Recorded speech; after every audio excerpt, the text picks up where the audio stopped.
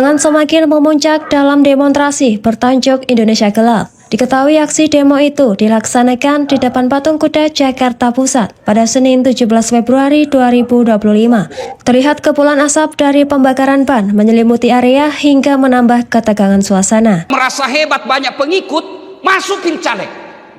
Negara kita negara konstitusi, bukan negara rimba. Kalau Bapak merasa hebat, ikut pilkada, masuk jadi calon anggota DPR, masuk jadi anggota calon bupati, independen. Lalu apa? Perbaiki negaramu melalui konstitusi. Saya bilang sama mahasiswa saya, tidak usah kau demo deh. Kau kasih macet jalan, orang mau pergi rumah sakit akhirnya wafat di jalan karena tertutup. Kalau kau mau perbaiki negaramu, kau pulang kampung ke kabupaten, cari kau 1.500 suara kau bisa jadi anggota DPR. Dapat kau 3.000 kau bisa jadi ketua DPR. Perbaiki negaramu melalui konstitusi. Itu begitu caranya. Jangan kita maki-maki, saling menghina. Ya Bapak, saudara-saudara sekalian, mohon maaf kalau kita berbeda pendapat dalam hal ini. Siap. Waduh, komandan. Saya yang komandan ini. Ketemu. Terima kasih bisa diterima di sini. Waduh, ini kantor kecil ini. Iya. Bisa. Ini ketemu bos laki-laki. Bosman kan bosnya laki-laki. Bicara tentang efisiensi ya, yang disebut efisiensi itu bukan anggarannya dikecilkan, tetapi belanja-belanja yang dianggap tidak penting dikurangi bahkan dihapus. Belanja perjalanan dinas yang dianggap tidak penting dikurangi atau dihapus.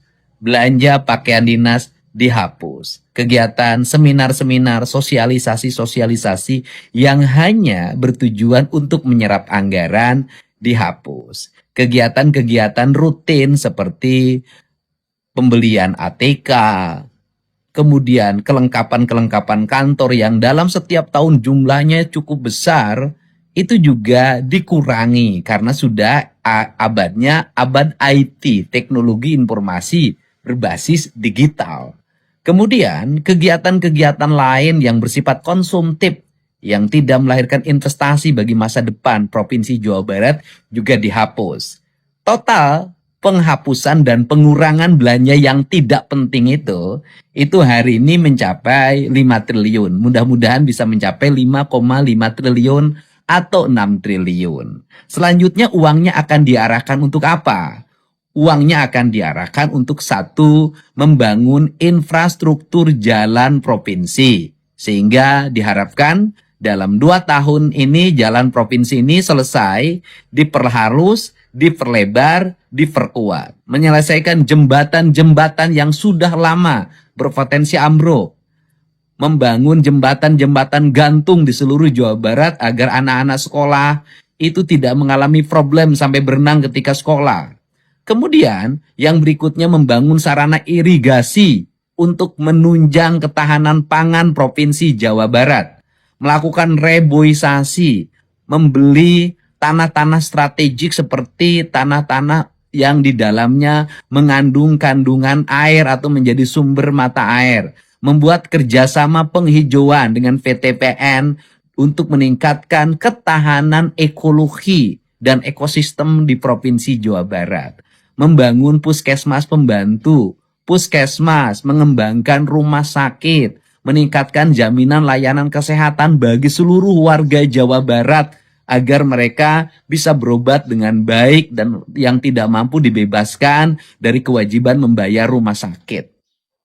Kemudian meningkatkan jumlah SMA dan SMK agar anak-anak Jawa Barat bisa sekolah.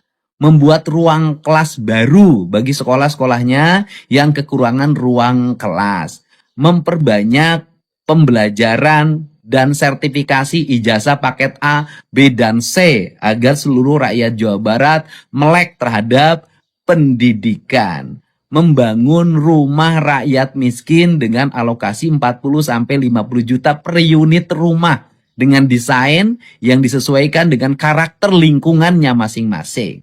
Kemudian memasang jaringan listrik di seluruh Provinsi Jawa Barat dengan total kebutuhan sekitar 350 miliar yang ingin diselesaikan pada tahun ini. membangun IPAL komunal di setiap lingkungan rumah tangga dan pengembangan IPAL komunal di provinsi. Nah, itu hanya untuk Provinsi Jawa Barat ya, 5 triliunan. 5 triliunan tadi dimanfaatkan untuk ya kepentingan rakyat Jawa Barat. Itu hanya satu provinsi ya, 5 triliunan. Gimana dengan seluruh provinsi di Indonesia ya?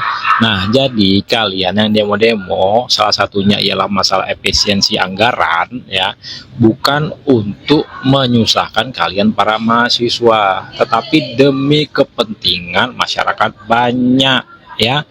Jadi jangan maukan ditunggangi oleh oknum-oknum yang merasa dirugikan, pejabat-pejabat yang merasa dirugikan ya, anggarannya disunat oleh pemerintah. Itu anggaran-anggaran yang bisa dikatakan anggaran-anggaran siluman ya. Jadi dengan adanya efisiensi anggaran ini nggak bisa lagi ya pejabat-pejabat itu poya-poya ya. Jadi uangnya dialihkan ke yang lebih bermanfaat untuk masyarakat luas tentunya. Nah ya, satu provinsi aja itu. Gimana kalau di seluruh provinsi Indonesia udah berapa dana yang terserap ya? Nah, lanjut lagi nih. Membangun pembangkit listrik tenaga sampah, kan? Kemudian membeli mobil-mobil pengangkut sampah, membeli mobil-mobil damkar yang berkualitas dan berteknologi tinggi. Kemudian juga program-program lainnya seperti beasiswa pendidikan untuk pendidikan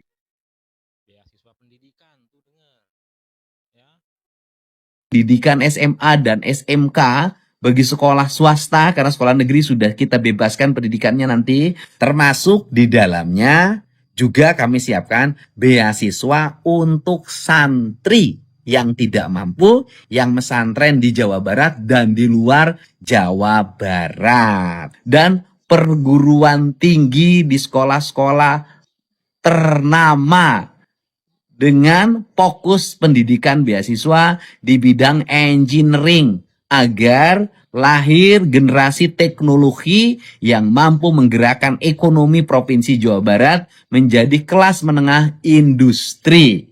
Ini adalah rangkaian-rangkaian kegiatan yang akan kami lakukan setelah nanti menjabat, dengan tujuan yang paling utama adalah merubah pola culture masyarakat Jawa Barat dari masyarakat konsumtif menjadi masyarakat produktif. Dan termasuk di dalamnya merubah pola perilaku birokrasi dari birokrasi yang menyerap anggaran menjadi birokrasi yang berorientasi pada investasi sumber daya manusia, investasi infrastruktur, investasi kesehatan, dan ke depan kita juga akan menambah investasi keuangan di berbagai sektor.